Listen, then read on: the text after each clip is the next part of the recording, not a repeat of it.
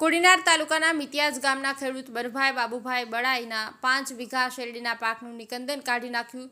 કોડીનાર પંથકમાં જંગલી ભૂંડના ત્રાસથી ખેડૂતો ત્રાહિમામ પુકારી ઉઠ્યા છે। મિતિયાજ ગામના તેમજ આજુબાજુના 30 થી 35 ગામોના ખેડૂતોમાં ડુક્કરના ત્રાસથી રોષ ભભૂકી ઉઠ્યો છે। ત્યારે કોડીનાર તાલુકાના ખેડૂત આગેવાન અને સરપંચ સુરપાલસિંહ બારડ, શનિ બારડ, લલિત વાળાએ ગુજરાત રાજ્યના કૃષિ મંત્રી તેમજ કૃષિ વિભાગ ખેતીવાડી અધિકારી પાસેથી માંગ કરી છે કે જંગલી ભૂંડના ત્રાસથી ભોગ બનેલા ખેડૂતોને તાત્કાલિક ધોરણે સર્વે કરી સહાય જાહેર કરી ભૂંડનું રસીકરણ કે ખસીકરણ કરવામાં આવે તેવી તાત્કાલિક ધોરણે નિકાલ કરવામાં આવે તેવી માંગ ઉઠવા પામી છે।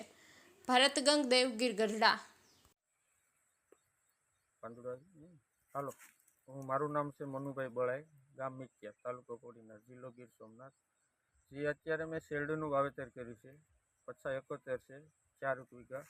એમાં અત્યારે ડુકરાનો ત્રાસ એટલે અતિશય છે। આ 15 દીથી માની લ્યો કે 2 વીઘા જેવું સાવ શેરડીનો નાશ કરી નાખ્યો છે। અહીંયા પ્રૂફ સાથે છે, સ્થળ ઉપર જ છે અમે અત્યારે। અને સુગર મિલ ચાલુ થવાની હતી એટલે આપણે શેરડીનું વાવેતર કરીએ હું કહું, કેમ કે 3 વર્ષથી શેરડીનું વાવેતર મૂકી દીધું હતું ડુકરાના ત્રાસની હિસાબેથી। એટલે સુગર મિલ ચાલુ થાય તો શેરડીનું વાવેતર કરીએ તો થોડુંક દાળિયાનું ને એવું બસાવ થાય। અને આ પ્રશ્ન છે દરેક ખેડૂતને છે, એમ એવું નથી કે આપણે મારે એકને પ્રશ્ન છે એવો છે નહીં। દરેક તાલુકાની અંદર અને ખાસ કરીને કોડીનાર તાલુકાના મિતિયાજ ગામમાં તો અમારે ઝાઝા ખેડૂતનું નુકસાન છે। ઓછામાં ઓછું શેરડીનો હાવ પૂર્ણ નાશ કરી નાખેલ છે।